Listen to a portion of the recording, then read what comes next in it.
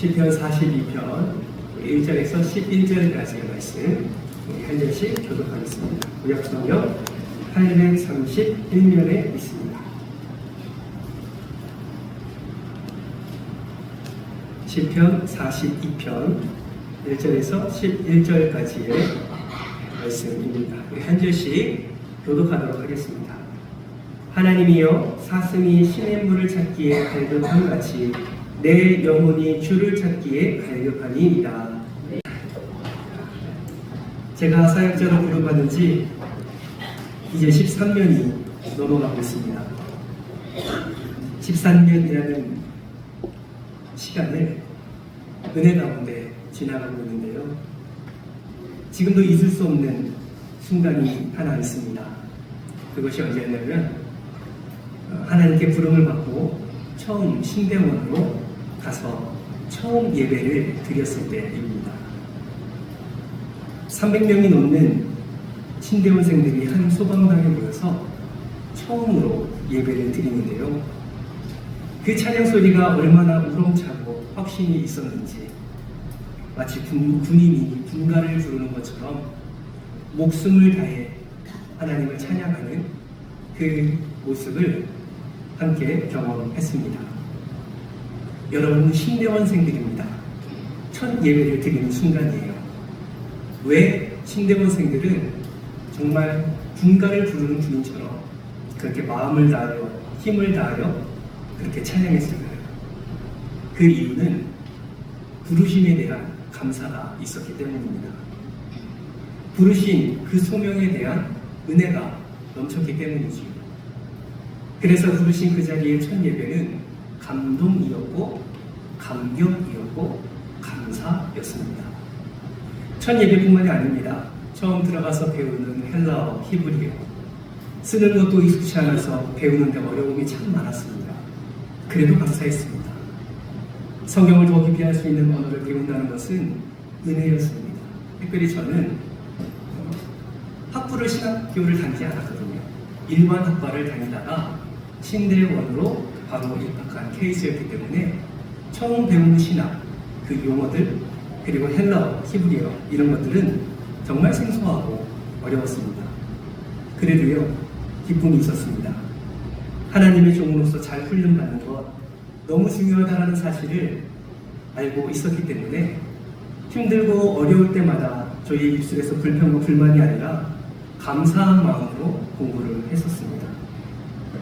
저의 영적 상태는 하나님에 대한 감사와 은혜로 충만한 때였다는 것이죠.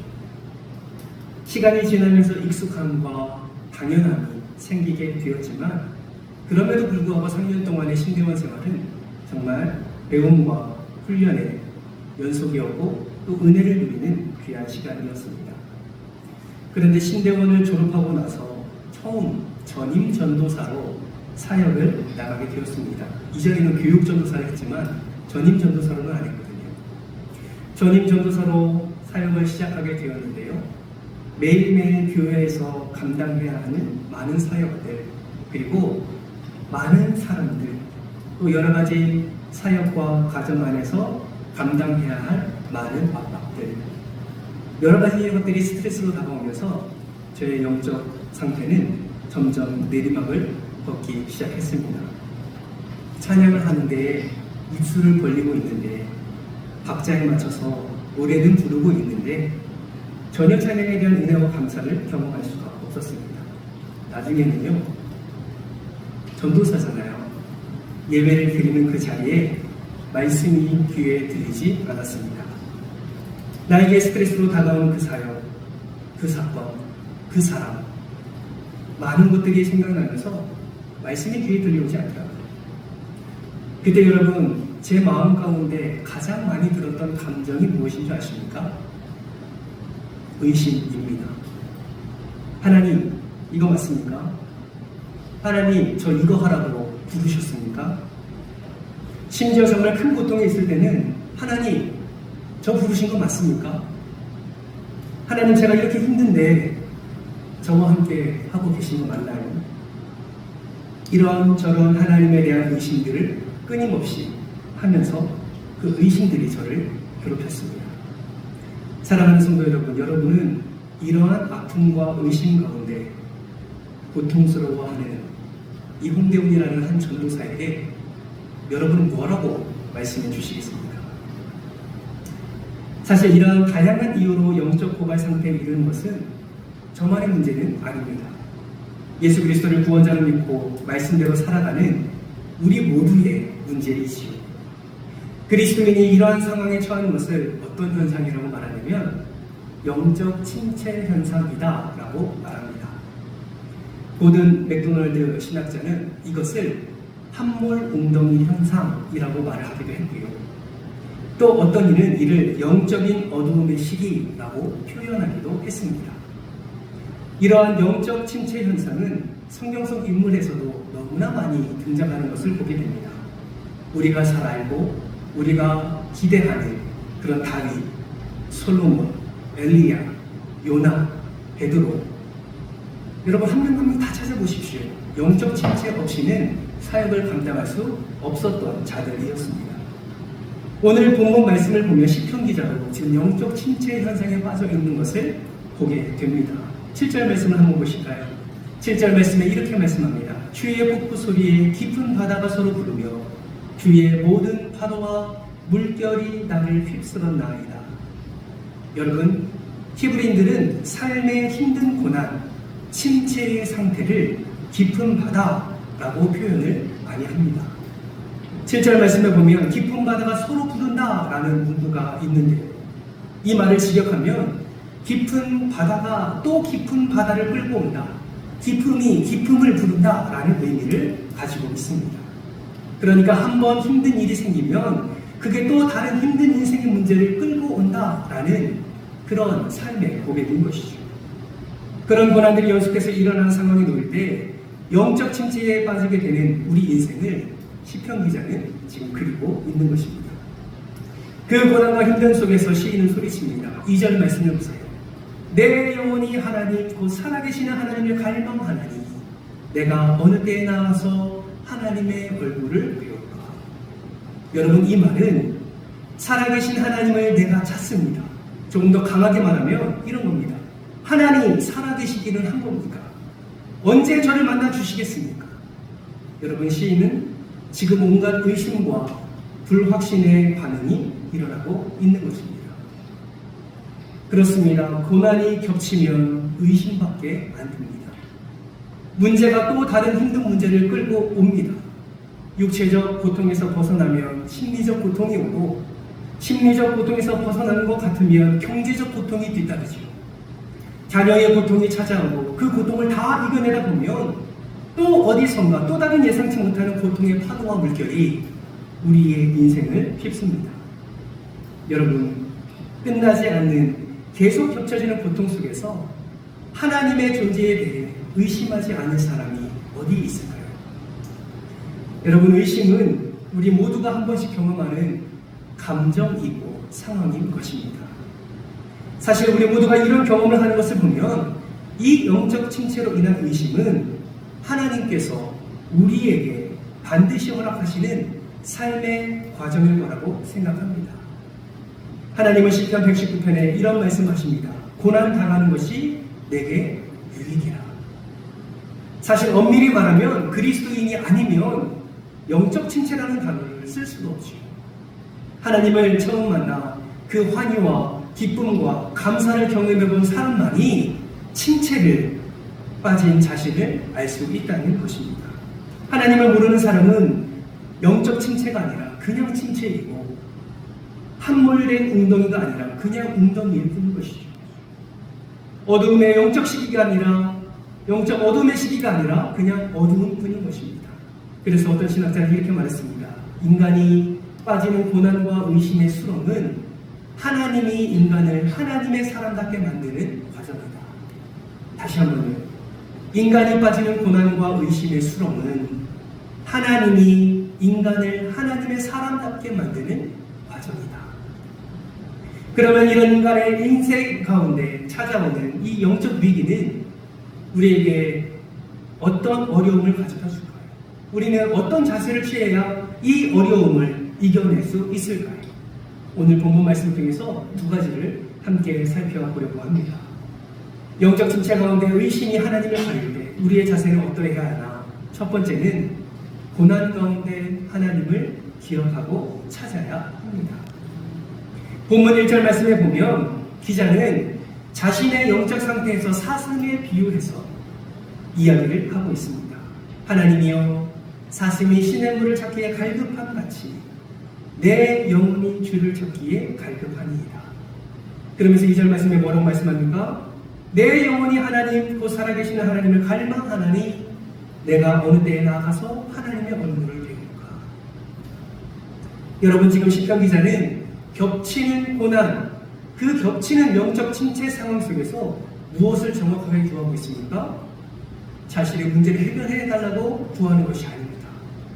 이런 고난 가운데, 겹치는 영적 침체 가운데 그가 구하는 것은 단 하나였습니다. 그것이 무엇입니까? 바로 하나님입니다. 고난이 고난을 물고 오는 이 어려운 상황 속에서 그는 상황이 좋아지는 것을 간구하지 않습니다. 하나님을 만나기를 갈급해하고 있는 거예요. 왜 그럴까요? 하나님이 모든 갈급함을 해결해 주시는 생명의 근원임을 시편 기자는 알았기 때문입니다. 여러분, 이스라엘은요 1년에 600mm 정도 비가 오는 나라입니다. 정말 많이 건조한 나라예요. 그것도 장마 기간이 정해져 있어서 한꺼번에 비가 내립니다. 그때 잠깐 강물이나 시냇물이 생겼다가 건기가 되면 그 물은 사라지고 물길만 남습니다. 그것을 무엇이라고 하냐면 와디라고 합니다. 혹시 스크린 안 나오나요? 네, 제가 이미지를 했는데 안 나오는 것 같습니다. 그래서 이스라엘에 가면 여기저기 와디가 형성되어 있는 것을 볼 수가 있습니다. 여러분, 한때 내 목마름을 채워줄 수 있었으나 영원하지 않은, 한때 풍성했으나 지금은 흔적만 남아있는 영원하지 않은 물, 그것이 바로 와디입니다. 그런데 1절에 사슴이 시냇물을 찾기에 갈급함 같다라고 이야기할 때 여기서 말하는 시냇물은 아피크라는 단어를 쓰는데 어떤 건기가 와도 물길이 끊이지 않는 시냇가를 뜻하는 단어입니다. 그러니까 한번 왔다가 사라지는 물길이 아니라 물길이 끊어지지 않는 시냇가를 의미한다라는 것이죠. 어떤 상황 속에서 내 갈증을 반드시 채워줄 없어지지 않는 그 생명수를 찾고 있는데 그가 누구라고요? 바로 하나님이라고 시편 기자는 말씀하고 고백하고 있는 것입니다. 여러분, 돈 없어 본 적 있으십니까? 우리는 돈뿐만 아니라 자녀가 없을 때도 있었고요, 집이 없을 때도 있었고요, 차가 없을 때도 있었고요, 때로는 친구 관계가 다 끊어져서 외로움을 경험할 때도 있었습니다. 여러분이 소유하고 있는 모든 것은 한 번쯤은 다 없어 보았습니다. 그런데 여러분, 하나님이 없어 보신 적은 있으십니까? 지금까지 살아온 내 인생 가운데 하나님이 없어 본 적 있으십니까? 여러분, 우리 인생 가운데 가장 비참할 때가 언제인지 아십니까? 돈 없을 때가 아니에요. 집이 없을 때가 아닙니다. 차 없을 때가 아닙니다. 자녀 없을 때가 아니에요. 친구 없을 때가 아니고 나를 무시했을 때가 아닙니다. 우리 인생에서 가장 비참하고 어려울 때는 내가 살아가는 여건과 상관없이 하나님이 없을 때 가장 비참하고 가장 어려운 인생임을 기억하시길 바랍니다. 사랑하는 성도 여러분, 지금 목이 말라 갈급해하는 나를 영원토록 촉촉에 적셔줄 수 있는 생명수는 바로 하나님뿐이십니다. 내 인생에 마르지 않는 생수를 부어주실 분은 하나님밖에 없습니다. 여러분, 목 마르십니까? 생명수 되시는 하나님을 간절히 찾는 여러분 되시길 주님의 이름으로 축복합니다. 그 하나님을 갈망하며 우리가 해야 할 일은 하나님을 기억하는 거예요. 6절 말씀을 보십시오. 내 하나님이여, 내 영혼이 내 속에서 낙심이 되므로 내가 요단 땅과 헤르몬과 미살 산에서 주를 기억하나이다. 여러분, 내가 정말 힘들 때 하나님 기억하는 거 쉬울까요? 여러분, 정말 쉽지 않습니다. 내가 정말 아플 때 그 순간 하나님을 기억하는 거 여러분 정말 쉽지 않습니다. 고난 속에서 기쁨과 감사를 고백하는 거 여러분 쉽지 않아요. 그러나 시편 기자는 이 고난의 순간에도 하나님을 기억합니다. 낙심이 되는 순간에도 요단 땅에서 헤르몬에서 미살산에서 은혜를 베푸신 그 하나님을 시편 기자는 기억하고 있는 것입니다. 여러분, 고난 중에 하나님보다 내가 지금 겪고 있는 문제가 더 커 보일 때 있지 않습니까? 내 문제가 너무 커 보여서 하나님이 보이지 않을 때 있지 않습니까? 그럴 때는요, 하나님 생각나지 않아요. 그러나 성경은 그럴 때라도 함께 하시는 하나님, 도우시는 하나님을 기억하라고 말씀하고 있습니다. 그렇게 은혜를 베푸신 하나님을 감사함으로 기억하면 다시금 은혜를 베푸시는 하나님을 만날 수 있다라고 성경은 말씀하고 있는 것입니다. 사랑하는 성도 여러분, 앞으로 내가 받아야 할 은혜가 아니라 지금까지 은혜를 베푸신 하나님을 기억하며 기도해 본 적 있으십니까? 내 소원을 아뢰는 기도의 자리가 아니라 지금까지 인도해 주시고 지키시고 때를 따라 돕는 은혜로 함께 하신 그 하나님 놀라운 도우심만을 기억하며 그 하나님께 감사의 기도를 올려드리신 적이 있으십니까? 여러분, 베푸신 은혜, 그래서 그 은혜를 누리게 하신 하나님을 기억하며 기도하면 저와 여러분의 삶이 달라질 줄 믿습니다. 여러분, 타타타 노래 잘 아시죠? 우리가 그 세대라서 아마 다 아실 겁니다. 마이크만 쥐어드리면 그냥 한 곡 술술 나올 겁니다. 그렇죠? 근데 여러분, 타타타가 무슨 뜻인지 아십니까? 여러분, 타타타는 인도어입니다. 타타타는요, 있는 그대로라는 뜻입니다. 이 작가가 인도에서 이 말을 듣고 깨달은 것을 가사로 썼어요. 그래서 우리에게 김국환 씨가 타타타라는 노래를 부르게 된 것입니다. 처음에 어떻게 시작하나요? 아이고, 잘하시네요. 내가 나를 모르는데, 그렇죠? 이거 아닌가요? 네가 나를 알게 되니까 이거 아닌가요? 한치 앞도 모두 몰라 다 안다면 재미없지. 이런 가사의 노래가 바로 타타타입니다. 제가 이 노래를 생각하면서 참 부끄러운 적이 있었습니다. 여러분, 가사 중에 이런 가사가 있어요. 산다는 건 좋은 거지, 수지 맞는 장사자소서, 알몸으로 태어나서 옷 한 벌은 건졌자소. 이런 가사가 있어요. 그 뒤에 어떻게 끝납니까? 하하하 이러면서 끝나지 않습니까? 그렇죠? 제가 왜 부끄러우냐면 믿지 않는 사람도 자기 인생을 뒤돌아보니 수지 맞더라는 거예요. 찾아서 그날을 찾아가 보니까 자기는 아무것도 없이 태어났는데 이렇게 큰 것만으로도, 옷 한 벌 얻은 것만으로도 수지 맞는 장사라는 거예요. 그런데 하나님의 은혜로 사는 저는 그런 생각을 하지 않고 그 상황과 그 사건과 그 사람, 그 문제에 밀어서 불안하고 의심하고 짜증내고 불평한다는 게 너무나 많이 부끄럽습니다. 여러분, 영적으로 볼까요? 우리가 언제 구원의 은혜를 누렸습니까? 로마서 5장 8절 말씀 이렇게 말씀합니다. 우리가 아직 죄인되었을 때, 우리가 아직 죄인되었을 때 그리스도께서 우리를 위하여 죽으심으로 하나님께서 우리에 대한 그분의 사랑, 자기의 사랑을 확증하셨느니라 라고 말씀하고 있습니다. 여러분, 우리가 죄인임을 알 때가 아닙니다. 우리가 죄인에서 의인으로 옮겨질 때가 아니다라는 거예요. 우리가 의인이 되고 싶어서 안달할 때가 아니다라는 겁니다. 여전히 죄인이며 여전히 아무것도 모르고 죽을 수밖에 없는 끔찍한 죄인의 상태였을 때 아무 이유 없이 그리스도께서 우리를 위하여 죽으심으로 우리가 영생의 은혜를 누린 줄 믿습니다. 아멘이십니까? 우리가 이처럼 가장 위대한 사건을 통해서 구원받았다는 이 사실만으로도 우리는 최고의 감사와 영광을 하나님께 올려드려야 하는 것입니다. 그 하나님을 기억하며 찾을 때에 우리를 위해 죽기까지 하신 하나님이 침체된 우리의 영혼을 다시 살리실 줄 믿습니다. 그렇기 때문에 우리는 고난의 의심이 하나님을 가릴 때 날마다 우리에게 은혜를 베푸시는 그 하나님을 기억해 보시기 바랍니다. 하나님은 우리에게 그것을 원하고 계십니다. 우리가 지난날에 풍성한 은혜를 베푸신 하나님을 기억하고 찾을 그때만이 아니라 앞으로 모든 날 동안에도 하나님이 먹이시고 키우시고 보호하실 그 은혜를 확신하며 감사함으로 기도할 때에 하나님의 회복케 하심과 놀라운 은혜를 우리의 삶 속에서 경험케 되어질 줄 믿습니다. 두 번째는 고난 속에 나를 방치하지 말고 하나님께 시선을 돌려라 라는 것이죠. 여러분, 오늘 시편 기자의 자세를 가만히 보면 5절과 11절에 급박하게 그 태도가 변하는 것을 볼 수가 있습니다.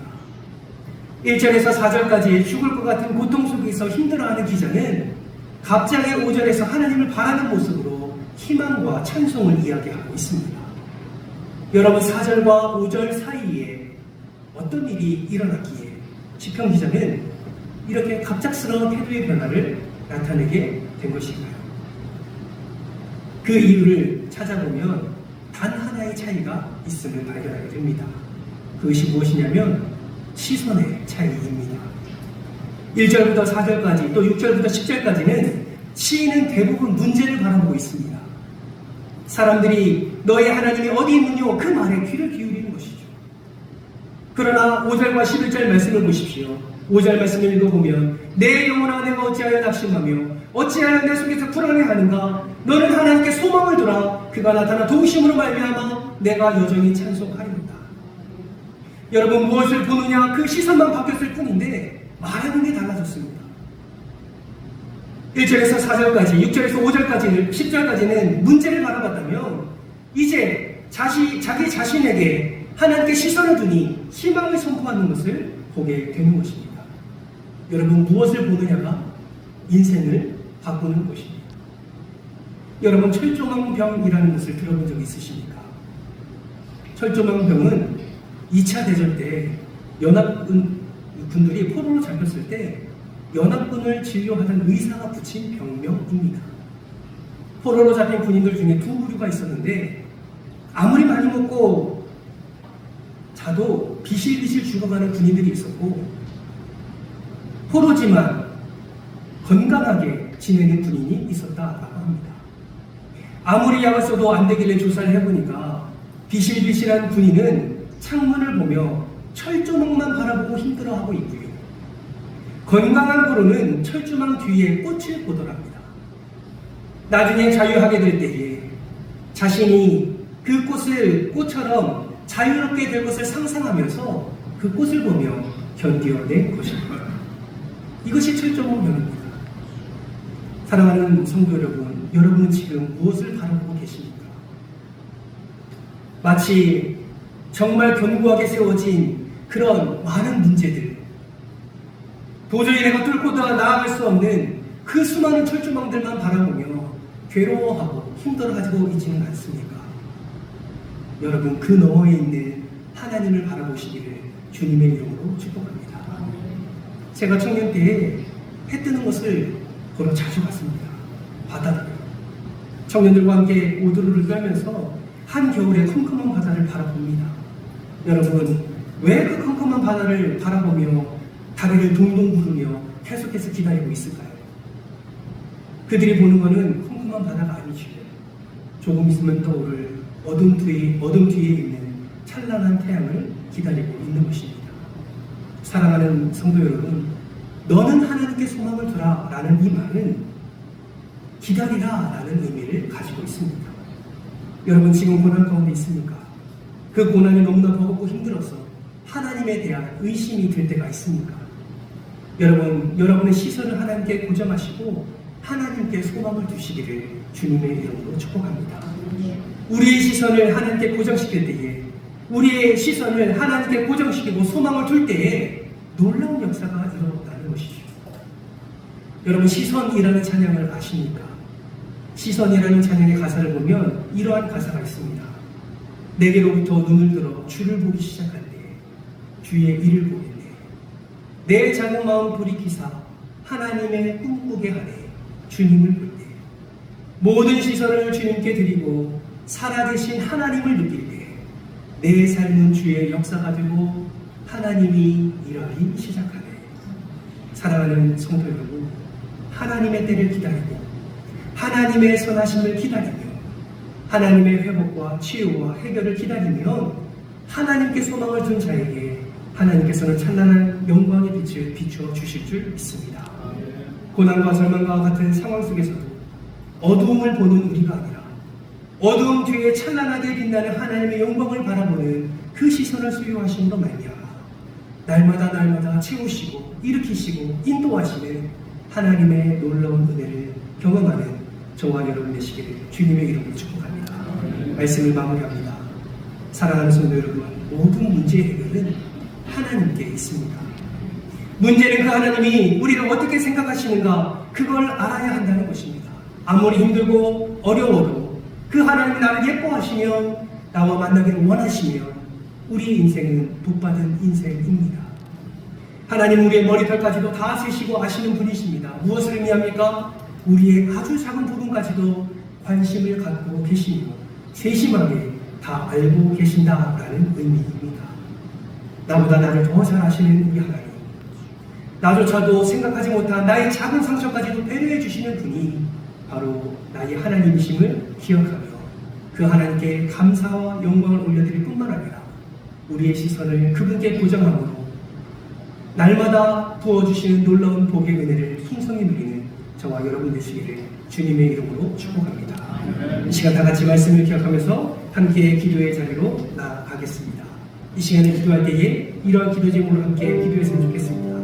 하나님, 여전히 내 삶에는 문제가 있습니다. 여전히 나를 둘러싼 그 문제들은 나의 인생에 최고의 고통을 주고 있습니다. 그러나 주님, 내가 그 고통과 그 문제에 사로잡혀 살아가는 것이 아니라 지금까지 나를 도우시고 인도하신 그 에베네셀의 하나님을 바라며 감사하기를 원합니다. 그 나의 시선이 그 문제 가운데 두는 것이 아니라 오직 하나님께만 시선을 두며 역사하시고 역전하시는 하나님의 놀라운 은혜를 경험하기를 소망합니다. 나와 함께 하시는 주님, 주님을 깨닫게 하시고 주님의 역사를 바라볼 수 있는 복된 인생 되기를 바랍니다. 오늘 말씀을 기억하면서 여러분의 문제와 아픔을 내어드리면서 주여 한번 외치고 통성으로 기도하며 나옵니다.